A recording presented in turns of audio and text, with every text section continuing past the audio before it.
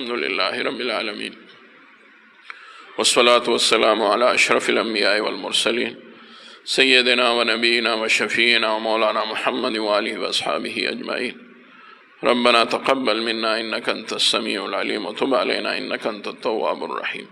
یا الله خاتمهم بالخير او بالایمان کې. دروس څومره مجالس او نشستونه وشو دا قبول او منظور کې. آینده مجالس او نشستونه یا الله د خپل رضا وګرځوي او اسانه کې او بیا ټول مونږ ټولو ته یا الله تعالی د انفرادي او اجتماعي اسکار او توفیق را نصیب کې. یا الله څومره بیماران دي هغه له صحت ورکړي، لوی واړو نارینه زنانه ټول جوړ کړي. یا الله څومره قرضداران دي قرضونه تا ادا کړي، څومره بیمال دي هغه له مال ورکې سره د برکت نه، څومره بې اولاد دي هغه له اولاد ورکې او سره د خوشحالونه سعادتونو او برکاتونه، او څومره ملګري سفر کې دي هغه سفر کې یا الله په خپل ضمان کې وساتي.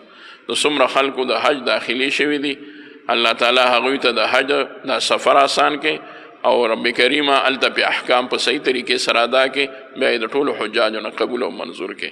څومره عمرو کې ملګري دي هغوی ټول د دعاګانو چې زمونږ په تمه دي الله د هغوی دعاګانې زمونږ حق کې او زمونږ دعاګانې هغوی په حق کې قبول او منظور کې. یا الله دې ملک امن او امان او خوشحالي او سوکالي راولي. دا غلی چې څومره مو په پټو کې دي یا الله دا هم سنبال کې د مؤمنانو مسلمانانو رزق آسان کې او خی ورته ورکې او رب کریمه د ګرانۍ مهنګای د تکلیف نه مونږه بچ کې. د فلسطین مسلمانانو سره یا الله امداد وکړي. یا الله د حرمینو حافظ او ناصر شي، زمونږ د ملک حافظ او ناصر شي، د مؤمنانو مسلمانانو د ټولو ملکونو حافظ او ناصر شي. یا الله اسباق څومره مدرسو کې چې افتتاحګانې شوي دي اسباق په خیر سره شروع کې، طالبانو ته علم نافع ورکړي، د خانقاه شریف او د مدرسې ټول ضروریات د غیب او د خزانو نه برابر کړي.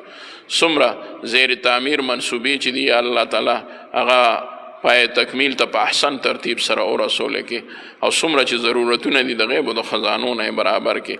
مرکز دپاره یا الله تعالی د غیب او د خزانو نه اسباب برابر کې. نارینه او زنانه چې څومره هم د مرکز یا د خانقاه شریف یا د مدرسې سره امداد کوي تی په مال او حال کې برکت واچوي. وصلی الله تعالی علی خیر خلقه محمد و آله و اصحابه اجمعین برحمتک یا ارحم الراحمین.